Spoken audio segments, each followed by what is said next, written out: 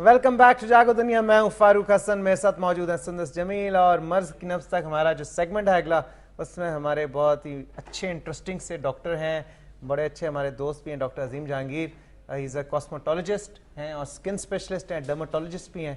तो डॉक्टर साहब अस्सलाम वालेकुम। अस्सलाम वालेकुम डॉक्टर साहब। वालेकुम जी। क्या हाल है? आज कैसा महसूस कर रहे हैं आप? वैसे ही जैसे हर दिन महसूस करते हैं जी। अच्छा भाई, आज का जो टॉपिक है हम बात कर रहे हैं नेल डिजीजेस के हवाले से। नाखूनों का कैसे ख्याल रख सकते हैं, कौन कौन सी बीमारियां जो कॉमन है। आप कॉल इन करना चाहिए, मोर देन वेलकम जी डॉक्टर साहब। और नाखून चुपाते क्यों हैं लोग, इस पे भी बात हाँ, करेंगे। इस पे भी करेंगे। साइकोलॉजिकल इशू है। हाँ जी, वो साइकोलॉजिकल इशू है। जहाँ तक नाखून की कॉमन बीमारियाँ ख़ासतौर पर पाकिस्तान में, वो एक तो है कि नेल ब्रिटल हो जाते हैं, यानी टूट बड़ी आसानी से जाते हैं।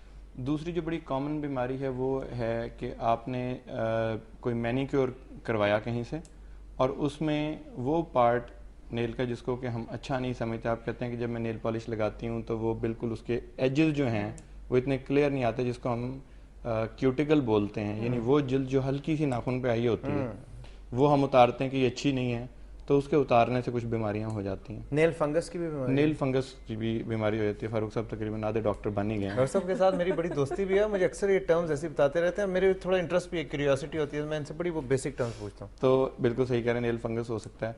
तीसरा ये कि नेल फंगस वैसे भी उसके अलावा ख़ासतौर पर पाँव में नेल फंगस हो सकता है।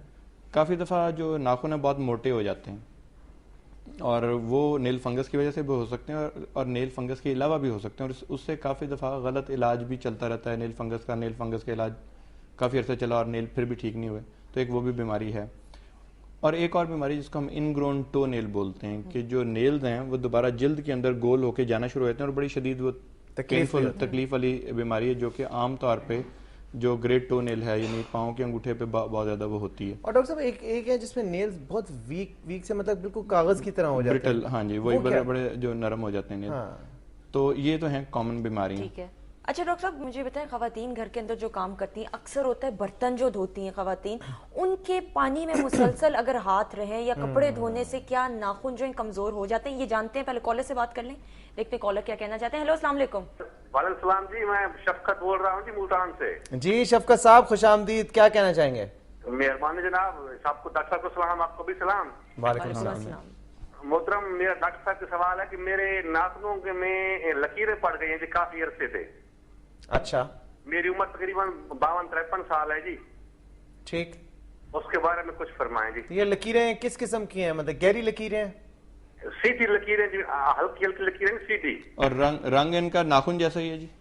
हाँ जी, रंग ये नाखूनों के अंदर ही है लकीरें इसमें। अच्छा ठीक, बहुत शुक्रिया जी, बहुत शुक्रिया कॉल करेंगे शफकत ठीक है। साहब। आप पहले डॉक्टर साहब पहले कॉलर का देखिए, जो नाखूनों में जी जो लकीरें पड़ती हैं वो तो एक बीमारी काफ़ी दफ़ा होती है जिसको लाइकन प्लानस बोलते हैं, उससे बन सकती हैं। तो एक तो इनको चाहिए कि अपना हेपेटाइटिस सी का टेस्ट करवा लें, और दूसरा ये है कि एक दूसरी किस्म की लकीरें होती हैं जिसको हम नेल रिजेस बोलते हैं, जो कि एजिंग प्रोसेस है।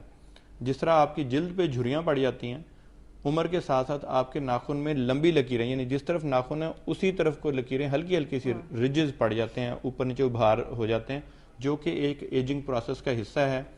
जिस तरह झुर्रियों को आप बहुत हद तक कंट्रोल कर सकते हैं, नाखून की लकीरों को आप कंट्रोल तो नहीं कर सकते। लिविंग स्ट्रक्चर होते हैं या ये डेड स्ट्रक्चर है? ये बेसिकली ये नेल एक डेड स्ट्रक्चर है। जब शुरू में आता है तो ये यानी जब उग रहा होता है उस वक्त उस पार्ट में एक लिविंग स्ट्रक्चर इसकी बेस पे होता है, लेकिन जो जब उग आता है, जिस तरह बाल हैं जहां से उग रहे हैं वो लिविंग स्ट्रक्चर है, जब ये बाल उग आते हैं तो वो डेड स्ट्रक्चर। अब आपके सवाल का जवाब जल्दी से दे दें। हाँ, वो ये है कि हाथ जब आप पानी में डालते हैं तो फंगस का होने का, ये कैंडिडा एक चीज होती है फंगस की एक किस्म, उसका होने का बड़ा चांस होता है, क्योंकि नमी जहां पर भी रहेगी। आपने देखा होगा फफूंदी जो है ये फंगस वो उस जगहों पे उगता है, घरों में भी या गार्डन में, जहां पे ह्यूमिड एनवायरनमेंट हो और हॉट और ह्यूमिड एनवायरनमेंट हो।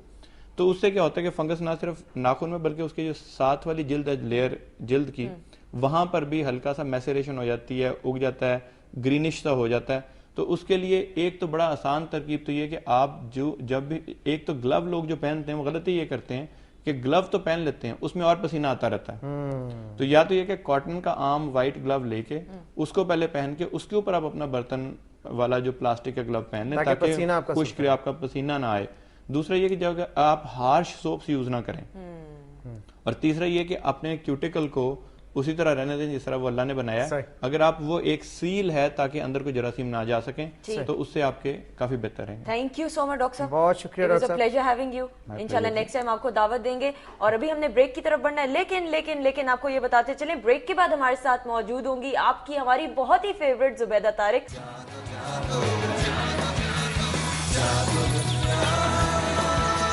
जागो